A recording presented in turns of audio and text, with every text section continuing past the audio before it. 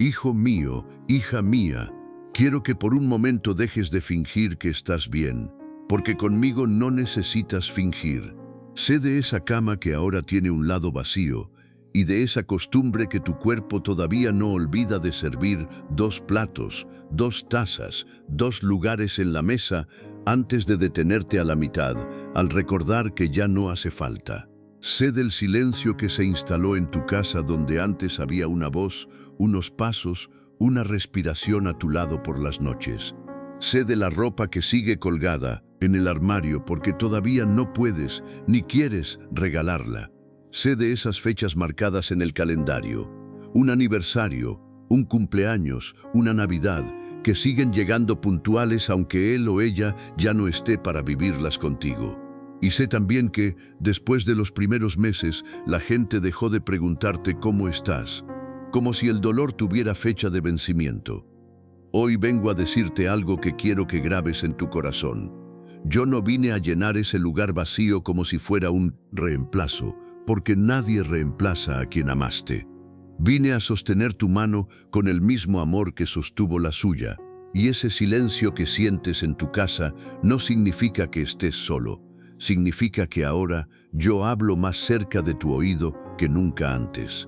Y no, hoy no vengo solamente a decirte que el tiempo lo cura todo, porque esa frase, aunque bien intencionada, jamás le ha devuelto la voz a nadie. Vengo a mostrarte, con historias reales de hombres y mujeres que atravesaron exactamente esta pérdida. Como yo sigo sosteniendo la mano de quien se quedó solo, día tras día, aunque no siempre lo sienta. Escribe ahora mismo en los comentarios, aunque te cueste: Dios, aunque su mano ya no está, la tuya nunca me ha soltado. Escríbelo, porque declarar es una forma de creer, incluso cuando el corazón todavía duele. Si te quedas hasta el final de esta palabra vas a entender por qué mi cercanía no depende de que tú la sientas todos los días. Vas a descubrir cómo mujeres y hombres de la Biblia atravesaron el mismo duelo que tú hoy cargas y salieron adelante sin perder la fe. Y sobre todo vas a recibir una palabra que puede traer paz a esa cama vacía esta misma noche. Y te digo esto también.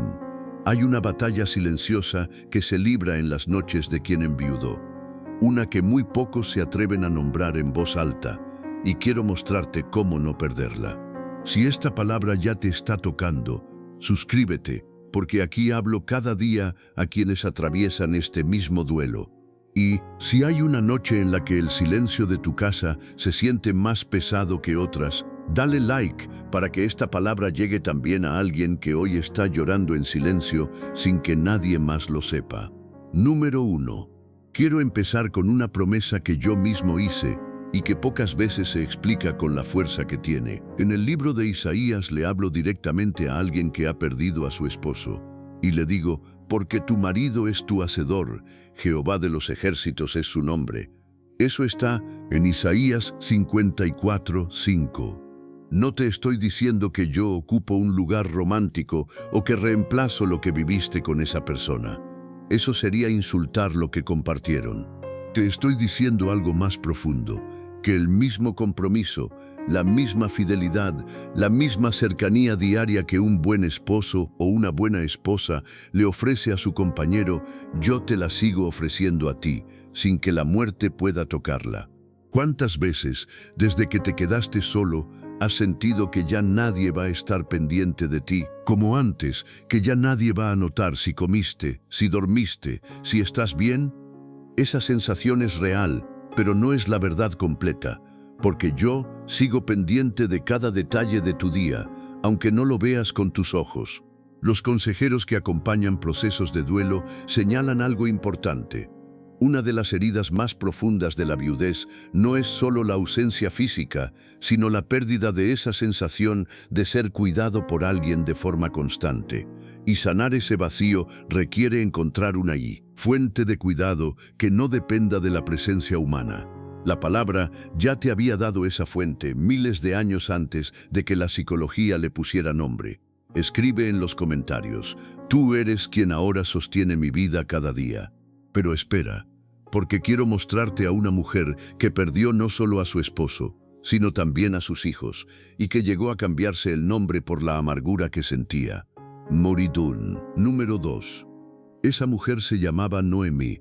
Había salido de Belén con su esposo y sus 2 hijos buscando escapar del hambre, y en la tierra de Moab enviudó, y después perdió también a sus 2 hijos. Cuando finalmente regresó a su pueblo, después de tantos años, las mujeres del lugar apenas la reconocían, y ella les dijo algo desgarrador: «No me llaméis Noemí, sino llamadme Mara, porque en grande amargura me ha puesto el Todopoderoso». Eso está en Ruth 1:20 mimas. Noemí no fingió estar bien, no disfrazó su dolor con frases piadosas. Dijo exactamente lo que sentía, y eso también es válido delante de mí. ¿Te has sentido como Noemí, con la sensación de que la vida te vació de todo lo que amabas y que ya ni tu propio nombre te representa? Quiero que notes algo. La historia de Noemí no termina en ese capítulo de amargura.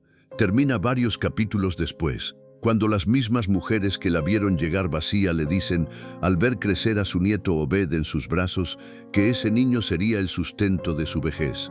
Eso está en Ruth 4:14-15. Yo no apuro el duelo de nadie. Permito que la amargura se exprese, pero nunca es el final de la historia que yo escribo.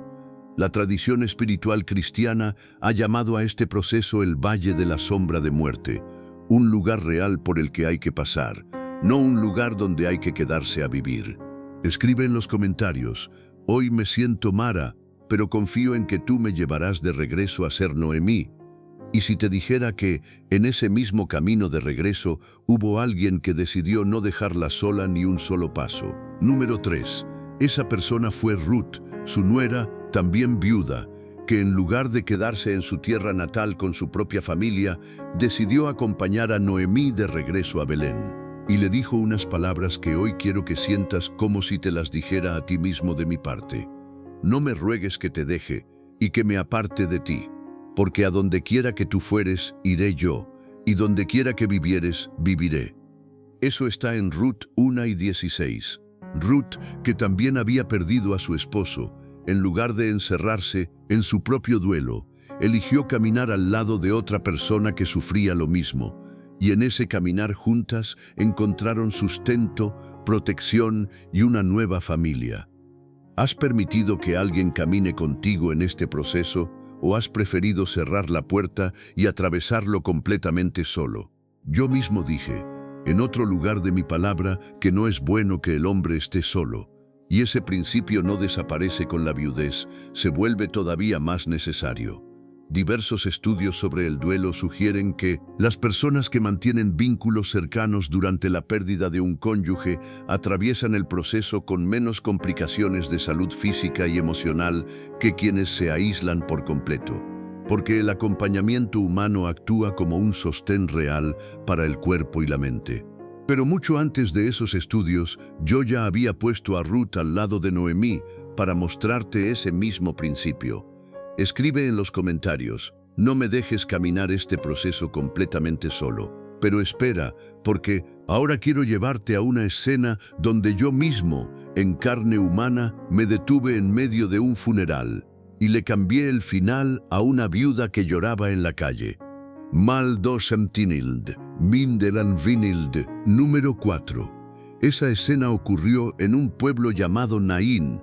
Una viuda caminaba detrás del ataúd de su único hijo, rodeada de una multitud que la acompañaba en su duelo, porque además de haber perdido a su esposo tiempo atrás, ahora perdía también a la única persona que le quedaba.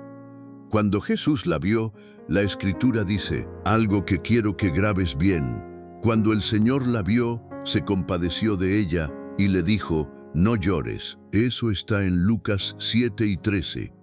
No le dijo esa frase como una orden fría, se la dijo mientras se acercaba a tocar el ataúd, deteniendo toda la procesión, y luego devolvió la vida a su hijo.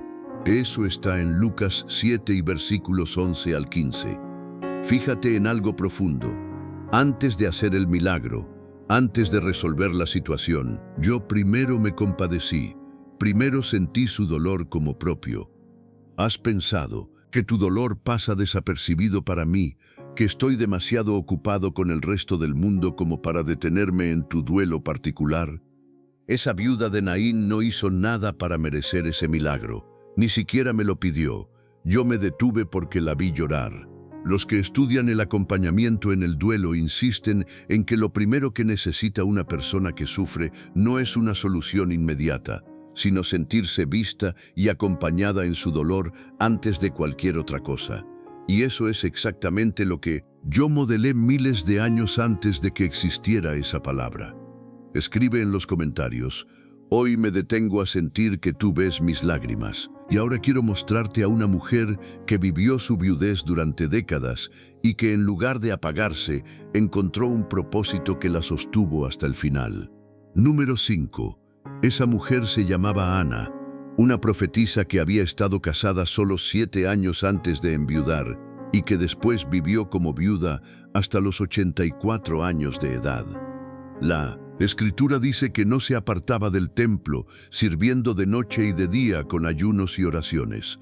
Eso está en Lucas 2:36-37. Ana pudo haberse quedado atrapada el resto de su vida en el recuerdo de esos 7 años, y nadie la hubiera juzgado por ello, pero en cambio eligió convertir su tiempo, su soledad y su dolor en un espacio de encuentro constante conmigo. Y así fue como, siendo ya muy anciana, tuvo el privilegio de estar presente el día que el Mesías fue presentado en el templo, y dio gracias a Dios y habló del niño a todos los que esperaban la redención. Eso está en Lucas 2:38. ¿Has pensado que tu viudez podría convertirse, con el tiempo, en un lugar de propósito en lugar de solamente un lugar de pérdida? No te digo esto para minimizar tu dolor, sino para mostrarte que Ana encontró sentido sin dejar de haber amado profundamente a quien perdió. La gerontología ha documentado que las personas mayores que encuentran un propósito claro después de una pérdida significativa, ya sea espiritual, comunitario o de servicio a otros, presentan niveles de bienestar emocional notablemente más altos que quienes no logran encontrar ese sentido nuevo. Pero Ana ya había vivido esa verdad completa, sirviendo en el templo mucho antes de que alguien la investigara. Escribe en los comentarios: usa también mis años de soledad para un propósito que yo todavía no veo. Pero espera, porque la siguiente historia tiene que ver con algo que quizás nadie más ha notado de ti y que yo sí veo con toda claridad. Número 6. En el templo, Jesús se sentó a observar cómo la gente echaba dinero en el arca de las ofrendas. Muchos ricos echaban grandes cantidades, hasta que llegó una viuda pobre y echó 2 blancas, la moneda de menor valor que existía. Y Jesús llamó a sus discípulos y les dijo: de cierto os digo que esta viuda pobre echó más que todos los que han echado en el arca, porque todos han echado de lo que les sobra, pero esta, de su pobreza, echó todo lo que tenía, todo su sustento. Eso está en Marcos 12, versículos 43 y 44. Nadie más en ese templo notó realmente a esa mujer. Para la mayoría era invisible, una viuda pobre entre tantas personas. Pero yo la estaba mirando y valoré lo que ella dio no por la cantidad, sino por el corazón con el que lo entregó. ¿Sientes que, desde que enviudaste, te has vuelto invisible para muchos, que la gente sigue con su vida mientras tú sigues cargando el peso de la tuya? Esa viuda del templo probablemente sentía exactamente lo mismo, y sin embargo fue la persona que Jesús eligió señalar como ejemplo aquel día. Yo no mido tu valor por lo que la gente nota de ti, sino por lo que yo veo cuando nadie más está mirando. Escribe en los comentarios: aunque me sienta invisible para otros, tú me sigues viendo con atención. Y ahora quiero mostrarte una historia donde yo no solo consolé a una viuda en su pérdida, sino que le devolví exactamente lo que había perdido. Número 7. Recuerda a la viuda de Sarepta, aquella mujer que ya conocía al profeta Elías porque él se había quedado en su casa durante la sequía. Tiempo después, su único hijo se enfermó y murió, y ella, en medio del dolor, le reclamó a Elías, sintiendo que la presencia del profeta le había traído esa tragedia. Elías tomó al niño, subió con él a la habitación y clamó a Dios con todas sus fuerzas hasta que la vida volvió al cuerpo del niño. Y Elías se lo devolvió a su madre diciendo: «Mira, tu hijo vive». Eso está en 1 Reyes 17, versículos 17 al 23. Imagina el dolor de esa mujer, ya viuda, enfrentando ahora la pérdida de su único hijo, la única persona que le quedaba en el mundo. Y sin embargo, en el momento de mayor desesperación, yo actué de una manera que ella jamás hubiera podido anticipar ni provocar por sí misma. ¿Cuántas veces has sentido que ya perdiste demasiado, que no hay manera de que algo bueno vuelva a suceder en tu vida después de tanto dolor acumulado? Esa mujer sintió exactamente lo mismo, y aún así, su historia no terminó en la tumba de su hijo. No siempre voy a devolverte exactamente lo que perdiste de la misma forma, pero sí te prometo que nunca te voy a dejar solo en el punto más bajo de tu dolor. Escribe en los comentarios: en mi punto más bajo, tú también puedes actuar. Y quiero que sepas que la próxima enseñanza es la penúltima de esta palabra y contiene una clave que puede desbloquear algo profundo en las noches donde el dolor se siente más pesado. Así que no te pierdas ni un segundo de lo que viene. Número 8. Hay un versículo que quiero que memorices hoy mismo, porque fue escrito por un hombre que conoció profundamente la angustia, momentos en los que sintió que perdía todo lo que tenía, incluso su propia dignidad. David escribió: «Cercano está Jehová a los quebrantados de corazón, y salva a los contritos de espíritu». Eso está en Salmo 34, 18. Fíjate en la palabra que usé: cercano, no distante, no ocupado en otros asuntos, cercano. Mientras más quebrantado está tu corazón esta noche, más cerca estoy yo de ti, no menos. Esto va completamente al revés de lo que muchas veces sentimos, porque cuando más sufrimos, más creemos que Dios se ha alejado, cuando en realidad es exactamente al contrario. ¿Cuántas noches has llorado pensando que estabas completamente solo en esa habitación, sin saber que yo estaba más cerca de ti en ese instante que en cualquier otro momento de tu semana? La neurociencia ha estudiado cómo el llanto y la expresión abierta del dolor emocional activan mecanismos de regulación en el cuerpo que, paradójicamente, ayudan a procesar el sufrimiento en lugar de reprimirlo, mostrando que permitirte sentir el quebranto no es debilidad, sino parte del proceso de sanar. Pero yo ya te había enseñado esa misma verdad miles de años antes, a través de un rey que escribió sus salmos más profundos precisamente en sus noches más oscuras. Escribe en los comentarios: mientras más quebrantado está mi corazón, más cerca te siento a ti. Y ahora, antes de cerrar las enseñanzas principales, quiero darte una promesa mía tan directa que no necesita ninguna explicación adicional. Número 9. En medio de un mensaje que le di al profeta Jeremías sobre tiempos difíciles que vendrían, dejé una promesa que quiero que recibas hoy como si te la estuviera diciendo directamente a ti. Deja tus huérfanos, yo los criaré, y en mí confiarán tus viudas. Eso está en Jeremías 49, 11. Fíjate que no dije que las viudas tendrían que resolver todo por sí mismas, ni que estarían obligadas a cargar solas con lo que les faltaba. Dije: yo los criaré. Dije: en mí confiarán, como una responsabilidad que yo mismo tomo sobre mis hombros. ¿Has sentido, desde que enviudaste, que ahora todo el peso de tu casa, de tus decisiones, de tu futuro, cae completamente sobre ti, sin nadie más que lo comparta? Esa carga es real, la reconozco, pero quiero que sepas que no la cargas completamente sola, aunque a veces así se sienta. Los que acompañan procesos de duelo señalan que una de las transformaciones más profundas ocurre cuando la persona deja de intentar controlarlo todo por sí misma y aprende a apoyarse conscientemente en una fuente de sostén más grande que sus propias fuerzas, ya sea comunidad, fe o ambas cosas juntas. Yo te había hecho esa misma invitación mucho antes, con una promesa escrita para ti.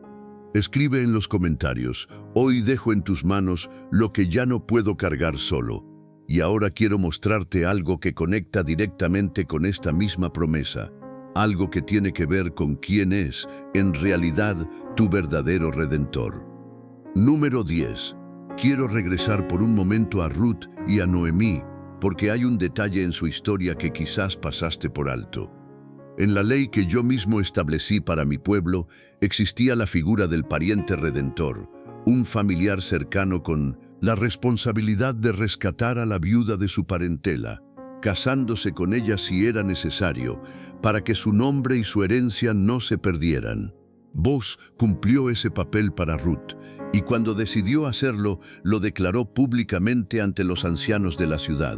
Vosotros sois testigos hoy de que he adquirido de mano de Noemí a Ruth la Moabita, mujer de Malón, para mí por mujer, para restaurar el nombre del difunto sobre su heredad. Eso está en Ruth 4, versículos 9 y 10.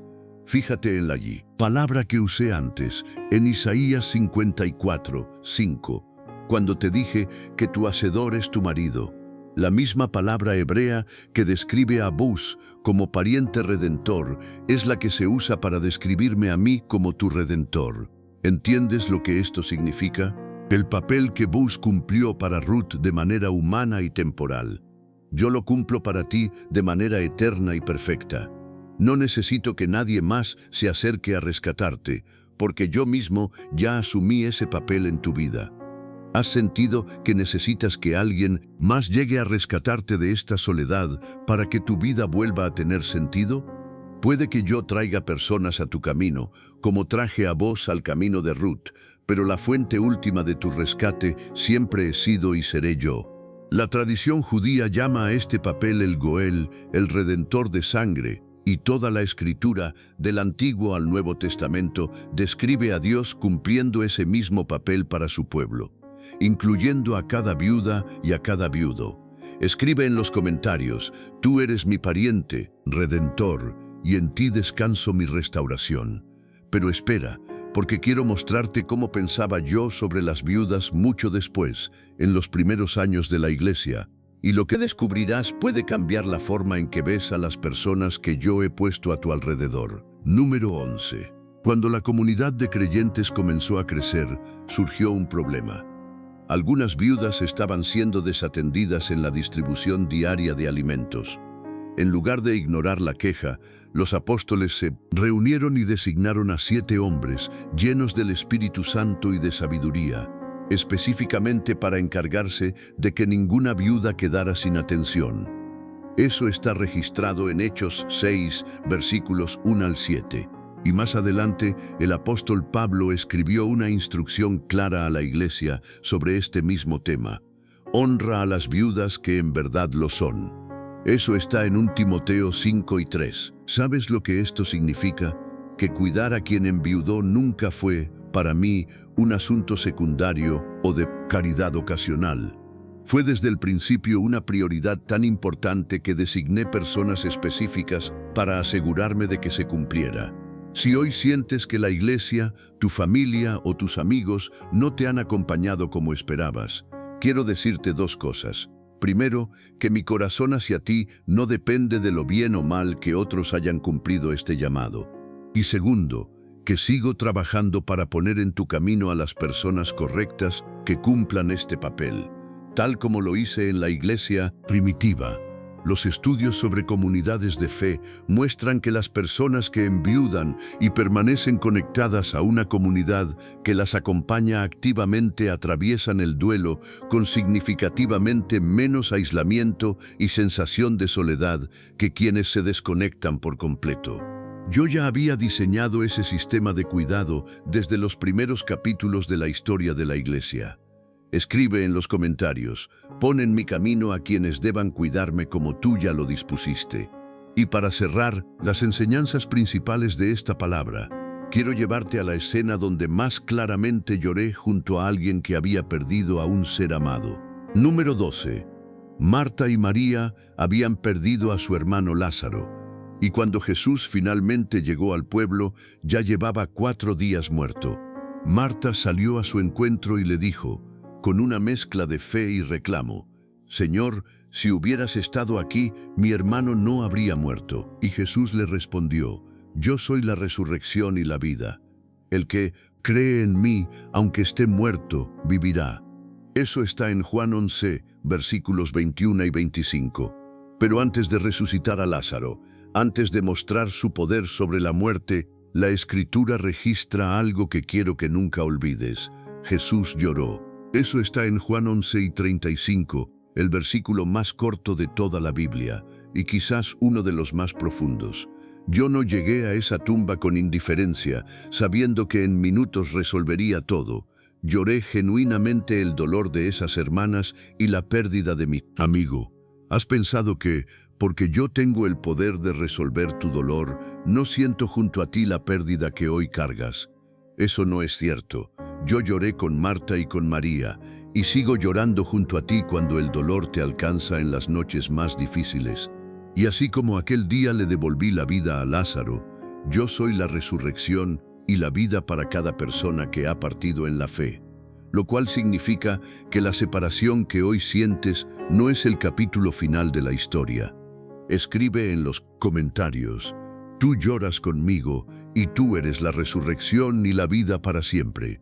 Antes de la oración final, quiero mostrarte 3 historias más, breves, que confirman exactamente esta misma verdad. Piensa en Abraham, cuando murió su esposa Sara, después de tantos años juntos. La Escritura no esconde su dolor, dice claramente, y vino Abraham para hacer duelo por Sara y para llorarla. Eso está en Génesis 23 y 2 puntos. Abraham, un hombre de fe profunda, que había caminado conmigo durante décadas, no se avergonzó de llorar abiertamente la pérdida de su esposa, y luego se tomó el tiempo necesario para honrarla, comprando un terreno y dándole una sepultura digna. Llorar a quien amaste, tomarte el tiempo para hacerlo, nunca ha sido señal de poca fe, todo lo contrario. Recuerda también a la mujer sunamita, una mujer con esposo que perdió repentinamente a su hijo mientras trabajaba en el campo. Ella corrió a buscar al profeta Eliseo, sin rendirse ante lo que parecía definitivo, y Eliseo oró sobre el niño hasta que estornudó 7 veces y abrió los ojos. Eso está registrado en 2 Reyes 4, versículos 32 al 35. Su historia me recuerda que ningún dolor, por definitivo que parezca, está fuera de mi alcance. Y recuerda las palabras que el apóstol Pablo escribió sobre mí. Bendito sea el Dios y Padre de nuestro Señor Jesucristo, Padre de misericordias y Dios de toda consolación, el cual nos consuela en todas nuestras tribulaciones. Eso está en 2 Corintios 1, versículos 3 y 4. No soy un Dios distante que observa tu duelo desde lejos, soy el Dios de toda consolación, entrenado, por así decirlo, para sostener exactamente el tipo de dolor que hoy llevas por dentro. Escribe en los comentarios: tú eres el Dios de toda consolación, y hoy recibo tu consuelo. Y Abim, y quiero dejarte una última certeza antes de cerrar, una que quiero que lleves contigo esta noche y todas las noches que vengan.